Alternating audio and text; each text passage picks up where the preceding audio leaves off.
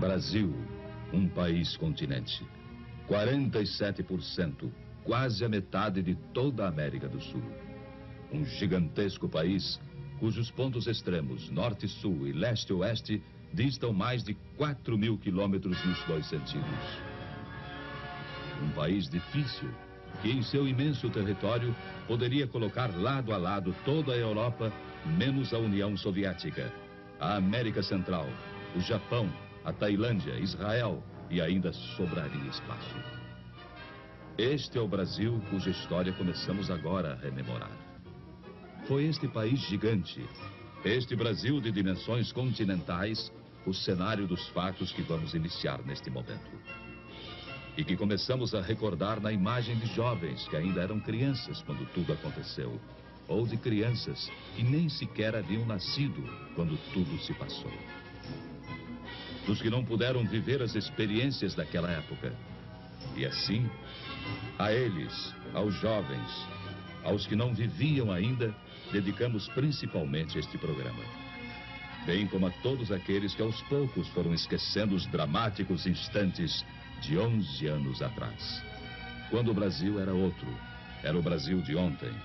Uma nação no momento histórico de uma gravíssima opção. E voltemos, portanto, um pouco ao passado. Sem ódios nem rancores, apenas para comparar. Foi há muito pouco tempo, apenas 11 anos. E o Brasil sofria uma de suas piores crises. Greves sobre greves, ameaça de guerra civil, caos quase incontrolável, deterioração econômica e financeira, indisciplina invadindo os quartéis, inflação galopante, forçando para o alto, praticamente a cada semana, os preços de tudo. Foram momentos terríveis.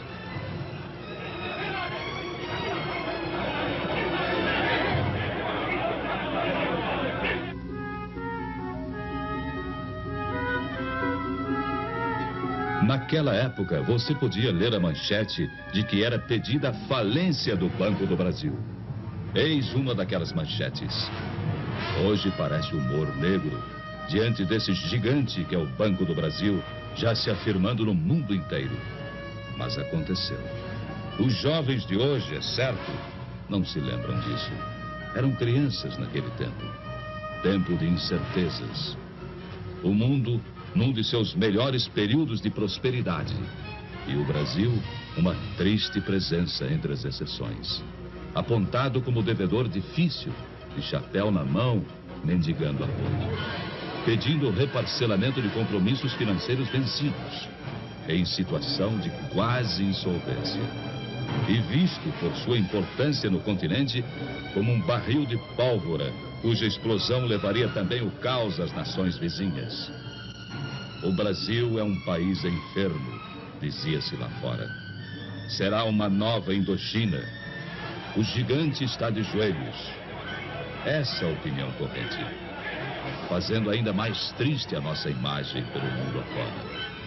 Pois o que se dizia no exterior apenas retratava nossa real situação, sem saber como seria o dia de amanhã. Ao sabor de sucessivas crises, mergulhados num cotidiano de boataria e de incertezas. Foram tempos difíceis. Você se lembra? Você, chefe de família. Você que não era criança há 11 anos atrás. Vocês que viveram aquele tempo. Vocês se lembram? Ultimatos ao Congresso. Agitações de rua, insegurança, ameaças aos jornais, agravamento da crise econômica e financeira. Já então, total descontrole inflacionário. E tamanha desorganização, tamanho caos, em tudo deixava sua marca. A produção se desarticulava. Faltavam os gêneros de primeira necessidade.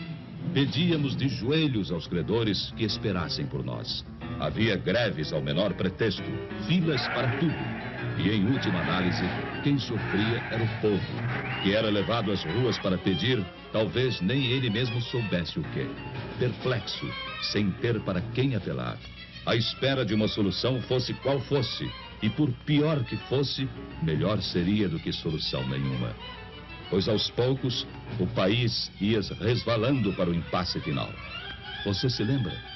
Facções extremistas ameaçavam entrar em choque e não faziam segredo da posse de arsenais e depósitos clandestinos de munição.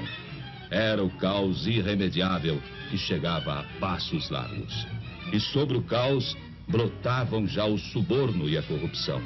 Estava se armando o cenário para o capítulo final do drama.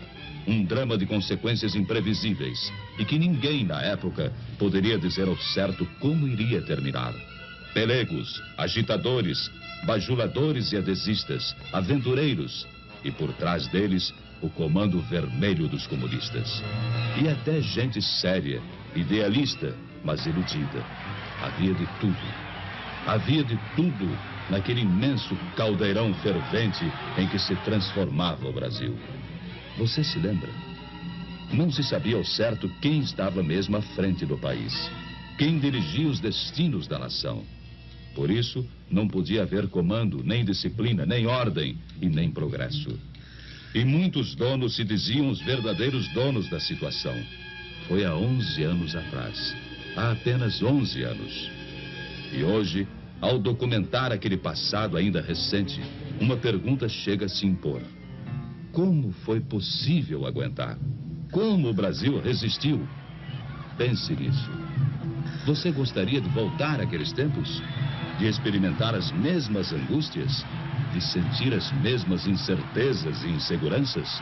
De voltar ao Brasil de ontem? De ler as mesmas manchetes e ver os mesmos espetáculos? A resposta fica com a consciência de cada um. Com a responsabilidade que todos têm diante de si mesmos e diante de todos os demais brasileiros. Março 1964. O drama brasileiro chegava ao auge. A indisciplina e a desordem acabaram por entrar nos quartéis. Desmoronava o princípio da hierarquia. E então via-se o país ameaçado de perder seu último ponto de apoio efetivo na manutenção da ordem pública.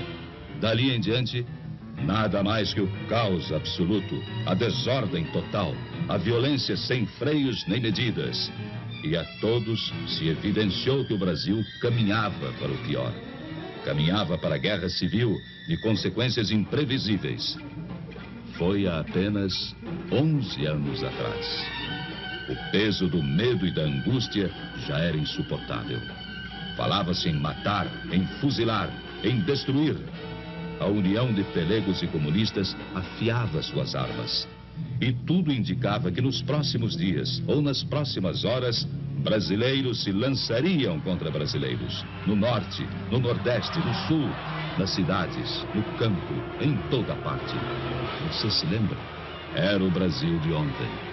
O Brasil de 11 anos atrás.